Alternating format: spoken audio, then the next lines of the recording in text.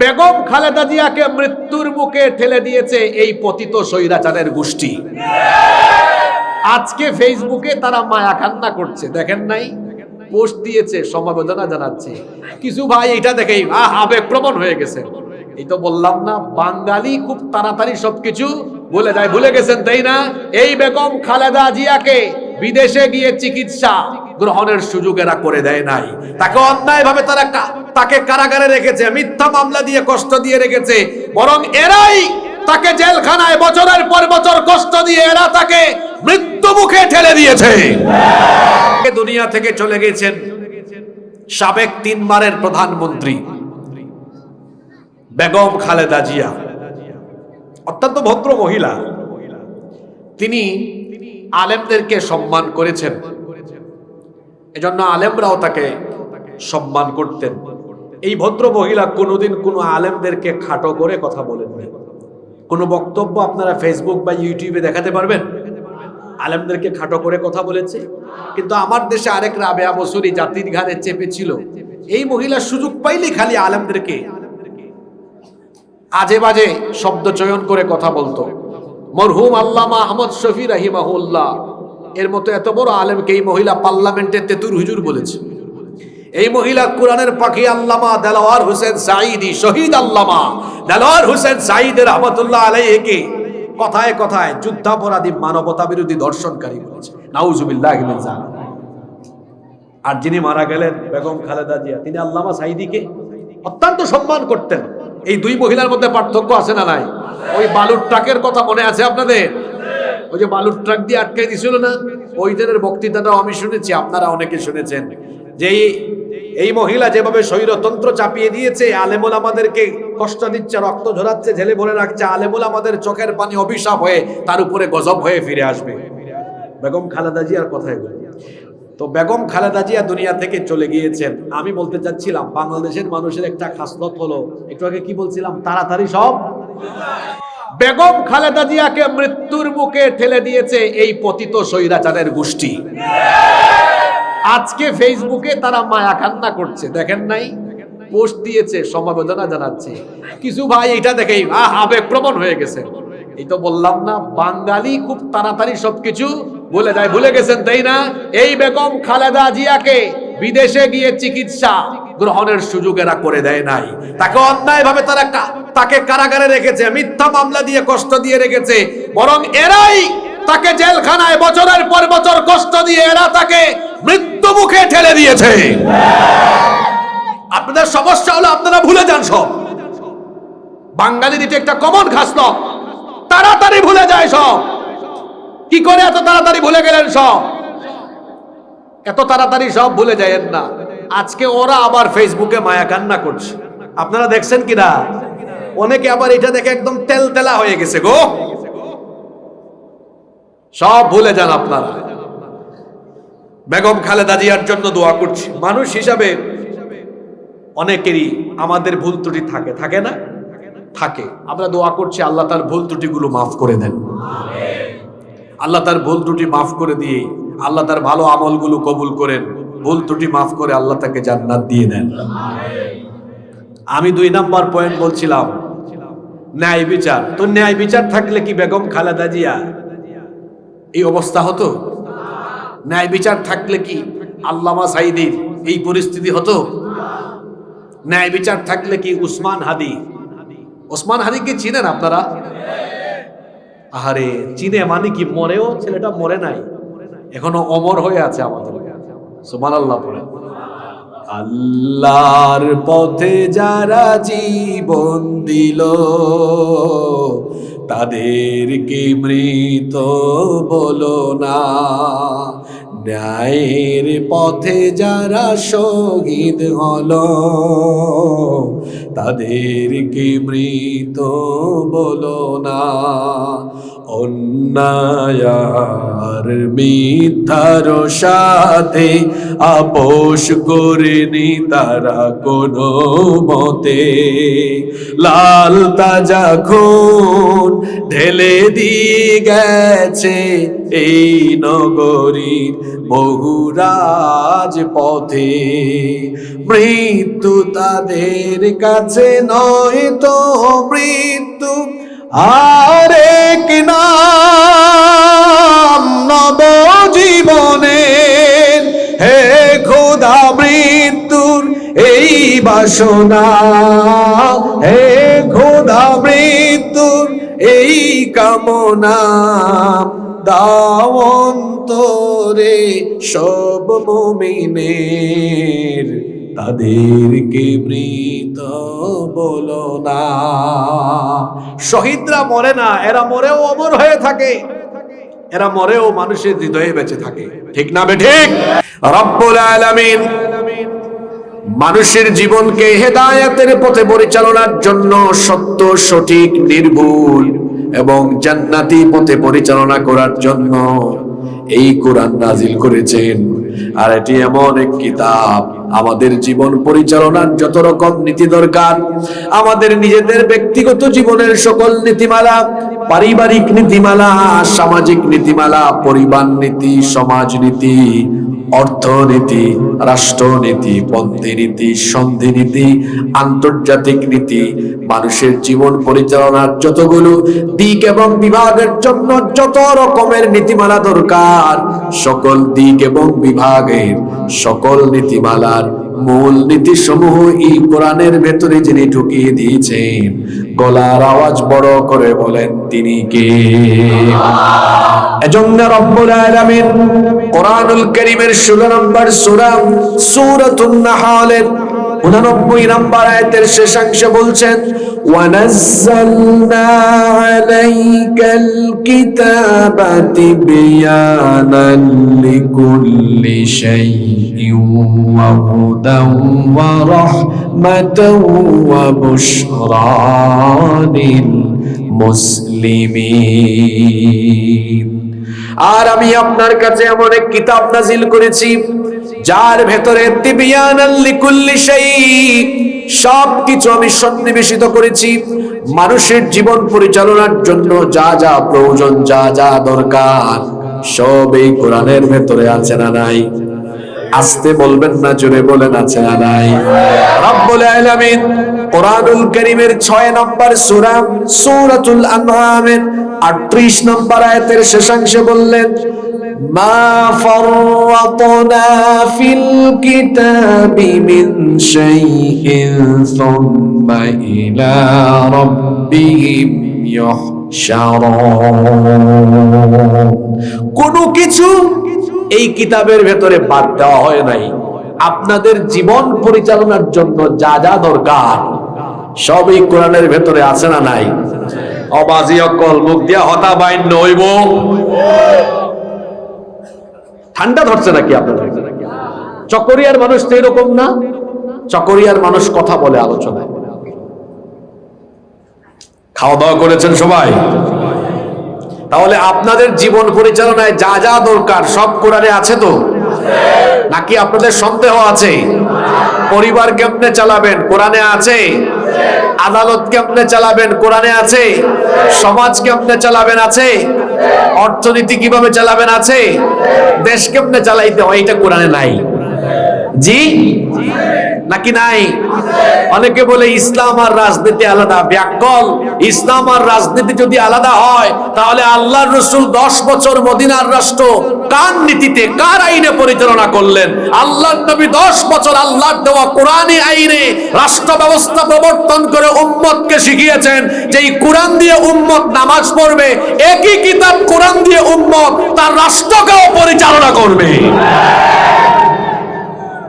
এই ব্যাকল বলে কি ইসলাম আর রাজনীতি নাকি এক বিষয় না। অথচ আমার নবী রাহমাতাল লিল আলামিন, আমাদের প্রিয় নবীজি, যিনি আমাদের জন্য সুপারিশকারী হবেন, রাহমাতাল লিল আলামিন মুহাম্মাদুর রাসূলুল্লাহ সাল্লাল্লাহু আলাইহি ওয়াসাল্লাম, তিনি রাষ্ট্র পরিচালনা করে আমাদের সামনে দৃষ্টান্ত রেখে গিয়েছেন যে আমি যেভাবে মসজিদে নববীতে ইমামতি করেছি কোরআন দিয়ে, ঠিক তেমনি ভাবে এই কোরআন দিয়ে আবার গোটা রাষ্ট্র পরিচালনা করে একটি আদর্শের, ইনসাফের এবং এমন একটি সোনালী রাষ্ট্র কায়েম করে দিয়েছি যেটা পৃথিবীতে কিয়ামত পর্যন্ত আর এমন রাষ্ট্র কেউ উপহার দিতে পারবে না। আল্লাহু আকবার। সেই কোরআন এখনো আমাদের কাছে আছে না নাই? সেই কোরআন আছে, কিন্তু কোরআনকে আমরা কি করেছি? মসজিদে উপরের তাকে রেখে দিয়েছে, বাড়িতে এটাকে খুব সুন্দর করে জিলবাব বা গিলাফ লাগিয়ে চুমু খেয়ে উপরে তুলে রেখেছি। এটা সম্মানের কিতাব, এটাকে উপরে রাখতে হবে। এটাকে উপরে রাখার জন্য নাজিল করা হয় না, এটা পড়বেন, বুঝবেন এবং আপনার সমাজ রাষ্ট্র ব্যবস্থার প্রতিটা জায়গায় এই কোরআনের আইন কানুন বিধান প্রয়োগ করে সবকিছু কোরআন দিয়ে পরিচালনা করতে হবে। এজন্য কোরআন নাজিল করেছেন কে? বলেন, আজকে কি আমরা কোরআনকে আমাদের জীবনের সকল সেক্টরে জীবন পরিচালনার নীতি হিসাবে গ্রহণ করতে পেরেছি? আপনারা ক্লান্ত হয়ে গেলেন নাকি? জার্নি করে আসলাম আমি, আর ক্লান্ত হলেন আপনারা? এত বড় আশ্চর্য ব্যাপার। তো বলেন দেখি, আমরা কি আমাদের রাষ্ট্র পরিচালনার, জীবন পরিচালনার সব জায়গায় কোরআনকে গ্রহণ করতে পেরেছি? আসলে কি পেরেছি? বর্তমানে আপনাদের দেশে অনেক সমস্যা আছে, তার মধ্যে মৌলিক 5টা সমস্যার কথা বলি। দেখেন তো আপনাদের দেশে এই 5টা সমস্যা আছে কিনা। 1, বেকারত্ব, দারিদ্রতা। সংক্ষেপে যদি বলি, অর্থনৈতিক সমস্যা। আপনাদের দেশে দারিদ্রতার হার, বেকারত্বের হার কম না বেশি? আপনারা কথা বলবেন, বাস্তব ভিত্তিক হওয়া দরকার, তাই না? 2, আপনাদের দেশে কি সুবিচার প্রতিষ্ঠিত আছে? ন্যায় বিচার প্রতিষ্ঠিত আছে? 3, আপনাদের দেশে কি আইন সবার জন্য সমান হয়? আপনারাই না না বলতেছেন, ওকে ফাইন। 4 নাম্বার, আপনাদের দেশে কি সকল মানুষের অধিকার প্রতিষ্ঠা আছে? 5 নাম্বার, আপনাদের দেশে কি আইন অপরিবর্তনীয় না পরিবর্তনীয়? বুঝেন নাই? মানে যেটা পরিবর্তন হয় বারবার এরকম, নাকি পরিবর্তন হয় না এরকম? জি, পরিবর্তন হয় না? হয়, হ্যাঁ পরিবর্তন। এই 5টা সমস্যা আপনাদের দেশে আছে? একটা দেশের মৌলিক সমস্যাগুলো নিয়ে কথা হচ্ছে। বলেন তো দেখি, এই 5টা সমস্যার সমাধান আল্লাহর কালাম কোরআনের ভেতরে আছে না নাই? 1 নাম্বার সমস্যা কি বলেছি? আজকে এই পয়েন্টগুলো মুখস্থ করতে হবে। জেনজি কোথায়? মুখস্থ করতে হবে। 1 নাম্বার কি বলেছি? আচ্ছা বলেন তো, মানুষ কখন অপরাধে বেশি জড়ায়? হ্যাঁ, যখন পকেটে টাকা নাই, পয়সা নাই, ছেলে পেলে বেকার, এজন্য তখন চুরি করে, ছিনতাই করে, তখন ডাকাতি করে, দুর্নীতি করে, তখন বিভিন্ন বেঈমান বেদিন নেতা নেত্রীদের পিছনে গিয়ে এদের কথা শুনে আকাম কুকাম করে, চাঁদাবাজি করে, লুটপাট করে, যখন মানুষ বেকারত্বের সমস্যায় পড়ে। আপনারা দেখবেন বাংলাদেশে 20 থেকে 35 বছর বয়সী লোকেরা এই সকল অপরাধে বেশি জড়ায়। তার কারণ বাংলাদেশে এই বয়সের লোকেরা বেশি বেকার। রাষ্ট্র এই বেকার ছেলে পেলেদের বেকারত্ব, দারিদ্রতা দূর করতে পারেনি। অথচ আমরা সব সময় একটা কমন বক্তব্য সবার কাছ থেকে শুনি, সেটা কি? আমরা যদি সুযোগ পাই ক্ষুধা মুক্ত, দারিদ্রতা মুক্ত সমাজ, দেশ গঠন করব। এরপরে সুযোগ যখন পায়, দেখা যায় 5 বছরে তার নিজের ক্ষুধাই মিটাইতে পারে না, আমাদের ক্ষুধা কখন মিটাবে? মানুষের তৈরি করা আইন দিয়ে 54 বছর ধরে মানুষের তৈরি করা আইন দিয়ে এই দেশের বেকারত্ব দূর করা গেল না, দারিদ্রতা দূর করা গেল না, অর্থনৈতিক দৈন্যদশা দূর করা গেল না। রব্বুল আলামিন মানুষের অর্থনৈতিক সমস্যা সমাধানের জন্য, দারিদ্রতা বেকারত্ব দূরীকরণের জন্য তার কিতাবের ভেতরে এমন চমৎকার অর্থনৈতিক ফর্মুলা দিয়েছেন, মানুষেরা যদি আল্লাহর দেওয়া সেই অর্থনৈতিক ফর্মুলা গ্রহণ করে রাষ্ট্রীয়ভাবে যদি এই ফর্মুলার অ্যাপ্লাই করা আরম্ভ করে, দেখা যাবে গোটা রাষ্ট্রের মানুষেরা ফল ভোগ করা আরম্ভ করবে, দারিদ্রতার কবর হয়ে যাবে, বেকারত্ব থাকবে না, স্বনির্ভর সচ্ছল সমৃদ্ধ একটি জাতি গঠন হবে। আপনাদের মনে প্রশ্ন জাগতে পারে, হুজুর কোরআনের ভেতরে এমন কোন অর্থনৈতিক ফর্মুলা রয়েছে যেটার কারণে দারিদ্রতার কবর হয়ে যাবে, অর্থনৈতিক দ্বন্দ্বদশা, দারিদ্রতা, বেকারত্বের কবর রচনা হয়ে যাবে? কোরআনে এমন কোন অর্থনৈতিক ফর্মুলা দেওয়া হয়েছে? শুনেন তাহলে, আল্লাহ তার কিতাবের ভেতরে সমাজের, রাষ্ট্রের অর্থনৈতিক দৈন্যদশা, দারিদ্রতা, বেকারত্ব লাঘবের জন্য যাকাতের মতো চমৎকার অর্থনৈতিক ফর্মুলা দিয়েছেন। এই অর্থনৈতিক ফর্মুলাটা যদি রাষ্ট্রীয়ভাবে অ্যাপ্লাই করা যায়, সমাজের ভেতরে কোন রকমের দারিদ্রতা থাকবে না। রব্বুল আলামিন কোরআনুল কারীমের 22 নম্বর সূরা সূরাতুল হাজের 41 নম্বর আয়াতে বলছেন, আল্লাযীনা ইম্মাক্কান্নাহুম ফিল আরদি আকামুস সালাতা ওয়া আতাউয যাকাতা ওয়া আমারু বিল মা'রুফি ওয়া নাহাউ আনিল মুনকার ওয়ালিল্লাহি আকিবাতুল উমুর। আর মুমিনদেরকে আমি যদি রাষ্ট্র পরিচালনার দায়িত্ব দেই, 1 নম্বরে তারা সালাত কায়েম করবে, অতঃপর এবং তারা যাকাত আদায় করবে। এখানে যাকাত আদায়ের বিষয়টিকে রাষ্ট্র ব্যবস্থার সাথে সম্পৃক্ত করা হয়েছে। আমার কথা কি আপনারা শুনছেন? আজকের পুরো বক্তব্য মনে রাখতে না পারলেও এই কথাগুলো নিয়ে বাড়ি যান, সব সমস্যার সমাধান হবে ইনশাআল্লাহ। মনোযোগ আছে আপনাদের? আল্লাহ তাআলা এখানে যাকাতকে রাষ্ট্র ব্যবস্থার সাথে সম্পৃক্ত করে দিয়েছেন। কেন?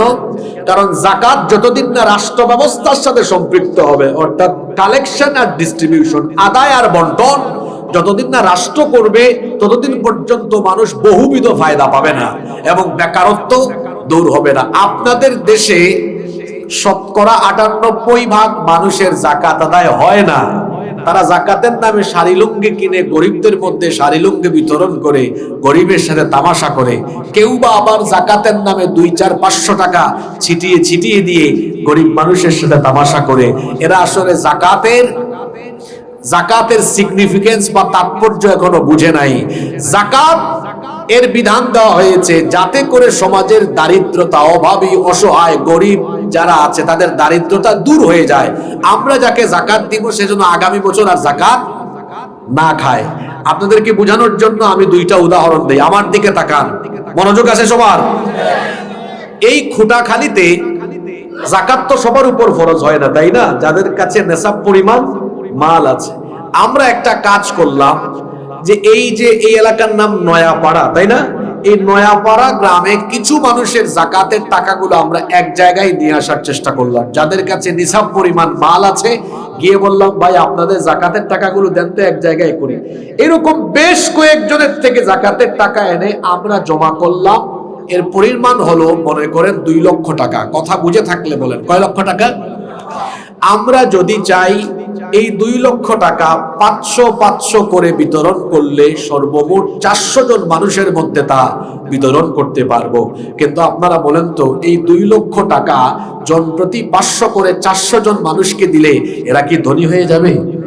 এক বেলা খাবে, পরের বেলা আবার ওই আগের অবস্থায় থাকবে। কিন্তু আমরা যদি এই পদ্ধতি বাদ দিয়ে আমরা যদি এই 2 লক্ষ টাকা এভাবে বন্টন করি, খুঁটাখালির একজন বিধবা বোনকে ডেকে এনে বললাম, বোন আপনার পরিবার চলে না, একটা সেলাই মেশিন কিনে দিলাম, এটা দিয়ে কাজ করে খান। এই বোনের পরিবার চলার মতো ব্যবস্থা হবে কি হবে না? আরেকজন ভাইয়ের পরিবার চলে না, অসচ্ছল, আমরা ওনাকে ডেকে এনে বললাম, আপনাদের এলাকায় কি ভ্যান আছে না অটোরিকশা আছে? একটা অটোরিকশা কিনে দিলাম, ভাই ধরো। এই অটোরিকশাটা কিনে দেওয়ার ফলে তার পরিবারটা চলার মতো পরিস্থিতি হবে কি হবে না? আরেকজন ভাই অল্প কিছু পয়সা জমিয়েছে, আর সামান্য টাকা পাইলে একটা হাঁসের খামার, মুরগির খামার বা ছোটখাটো কোনো ব্যবসা করতে পারবে, তাকেও দিলাম। এখন আমরা যদি এইভাবে 2 লক্ষ টাকা কুটির শিল্প বা ছোটখাটো ব্যবসা বাণিজ্য বা কর্মসংস্থান সৃষ্টির উদ্দেশ্যে 2 লক্ষ টাকা, বেশি না, 3-4 জন মানুষকে বিতরণ করে দেই, আপনারা বলেন তো এই 3-4 জন মানুষ কি আগামী বছর আর যাকাত খাওয়ার উপযুক্ত থাকবে? এদের পরিবার চলার মতো অবস্থা হবে কি হবে না? এখন আমার দিকে তাকান, বাজি অক্কল, এইটা তো উদাহরণ দিলাম ফুটাখালি দিয়ে। এখন যদি বিষয়টা এমন হয় যে আমাদের বাংলাদেশের মানুষ আল্লাহর কোরআনের আইনকে সাদরে গ্রহণ করে নিয়েছে, আল্লাহ যেন এই ব্যবস্থাটা করে দেন, বলেন আমিন। তাহলে দেশের মধ্যে নতুন একটা মন্ত্রণালয় হবে, সেটার নাম যাকাত মন্ত্রণালয়। এই যাকাত মন্ত্রণালয়ের অধীনে দেশের 90% মুসলমানদের সম্পদের হিসাব এই মন্ত্রণালয়ের অধীনে থাকবে। যাদের কাছে নিসাব পরিমাণ মাল আছে, বছর শেষে তাদের মোবাইলে একটা টেক্সট মেসেজ আসবে, জনাব আবুল কালাম সাহেব, আপনার তো নিসাব পরিমাণ মাল আছে, এই বছর আপনার যাকাত আসছে 13,253 টাকা। মেসেজ আসলো। এইভাবে যাদের উপর যাকাত ফরজ মেসেজ আসলো, বলা হলো আপনার নিকটস্থ খুঁটাখালী বা চকরিয়া পৌরসভায় অবস্থিত অমুক অফিসে বা অমুক জায়গায় এটা নিয়ে জমা করেন। এখন দেখা গেল সারা দেশের মুসলমান যাদের উপর যাকাত ফরজ, তাদের যাকাতের টাকাগুলো জমা হচ্ছে গিয়ে কয় জায়গায়? জোরে বলেন, কয় জায়গায়? এটা সরকারি কোষাগারে চলে যাচ্ছে, এক জায়গায় একটা তহবিলে গিয়ে জমা হচ্ছে। এখন যখন সারা দেশ থেকে রাষ্ট্র এটা কালেকশন করবে, অ্যামাউন্ট তখন ছোট হবে না, অনেক বড় হবে, এটা কয়েক হাজার কোটিতে গিয়ে দাঁড়াবে। কিন্তু হিসাব বোঝানোর জন্য একটা ছোট্ট পরিমাণ আপনাদেরকে বলি, মনে করেন এই বছর সরকার সারা দেশ থেকে যাকাতের টাকা উত্তোলন করলো, যার পরিমাণ মাত্র 140,000 কোটি টাকা। আমার এই চট্টগ্রাম কক্সবাজারের মানুষ যে পরিমাণ ধনী, এটাই 2 জেলা দিয়ে কাভার হয়ে যাবে। কিন্তু বোঝানোর জন্য আমি ছোট একটা অ্যামাউন্ট বললাম, 140,000 কোটি টাকা। এখন 140,000 কোটি টাকা রাষ্ট্র উত্তোলন করলো কি বাবদ? হ্যাঁ বলেন, কি বাবদ? যাকাত বাবদ। এবার সরকার কি করলো, সারা দেশের 64টা ডিস্ট্রিক্টে একটা চিরুনি অভিযান চালালো যে কোন কোন ছেলেপেলেরা বেকার আছে। এরকম 64টা জেলা থেকে সর্বমোট 70 লক্ষ বেকারের একটা লিস্ট করলো, তালিকা করলো। বলেন তো কত লক্ষ বেকারের কথা বললাম? এই পরিমাণ বেকার আপনাদের দেশে নাই তো, আরো বেশি আছে। তো 70 লক্ষ বেকারের একটা তালিকা করে সরকার কি করলো, ধাপে ধাপে, একসাথে সবাইকে ঢাকায় নেওয়া সম্ভব না, ধাপে ধাপে এদেরকে ঢাকায় নিয়ে প্রত্যেকের হাতে কি করলো, এই ছেলে এদিকে আসো, নাও 2 লাখ টাকা বেকার পড়ে আসো। এটা নিয়ে আবার ডিসকভার মোটরসাইকেল কিনে পাকপাকুম করে রাস্তায় চালাও, নাকি টাকাটা দিয়ে হাঁসের খামার, মুরগির খামার, ছোটখাটো কোনো প্রজেক্ট ব্যবসা বাণিজ্য করো। এটা মনিটরিং এর জন্য আবার প্রতিটা উপজেলায় সরকারের নিজস্ব অডিট অফিসার থাকবে, যে এটা দেখবে, পর্যবেক্ষণ করবে। এই তরিকাটা, পদ্ধতিটা আমার না, মেথডটা কার? আচ্ছা আপনারা বলেন তো, আল্লাহর দেওয়া এই ফর্মুলাটা যদি আমরা গ্রহণ করে নেই, তাহলে এই তরিকায় দেখা যাচ্ছে 1 বছরে দেশের মোট কত লক্ষ বেকারকে কাজে লাগানো যাচ্ছে? জোরে বলেন, কত লক্ষ? আমাদের দেশ স্বাধীন হয়েছে 71 সালে, আজকে 2025 সাল, কালকে শেষ হয়ে যাবে এটা। এই যে আজকে 54টা বছর শেষ হয়ে গেল, 54টা বছর ধরে 12টা ইলেকশনে কত দল ক্ষমতায় আসলো আর গেল, সবাই শুধু বলল আমরা যদি ক্ষমতায় যাই তাহলে দারিদ্রতা মুক্ত, ক্ষুধা মুক্ত বাংলাদেশ বানাবো। আপনারাই বলেন, তারা আজ পর্যন্ত পেরেছে? কিয়ামতের সূর্য উঠে যাবে, কিয়ামতের সূর্য মানে পশ্চিম দিকে সূর্য উঠে কিয়ামত হয়ে যাবে। মানুষের তৈরি করা আইন দিয়ে দারিদ্রতা নির্মূল করা যাবে না। যদি আপনারা দারিদ্রতা নির্মূল করে একটি স্বনির্ভর, সচ্ছল, সমৃদ্ধ বাংলাদেশ পেতে চান, মানুষের তৈরি করা এই আইনকে লাথি দিয়ে বঙ্গোপসাগরে ফেলে দিয়ে আল্লাহর কোরআনের আইনকে গ্রহণ করে এটাকে পার্লামেন্ট পর্যন্ত নিয়ে যেতে হবে।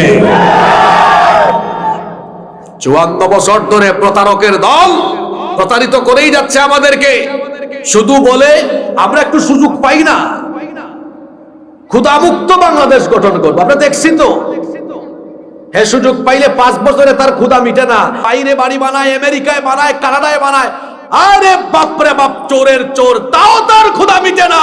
মনে হয় এই লোকগুলো সুযোগ পেলে গোটা বাংলাদেশকে পেটের ভিতরে নিয়ে ঢুকায় ফেলবে।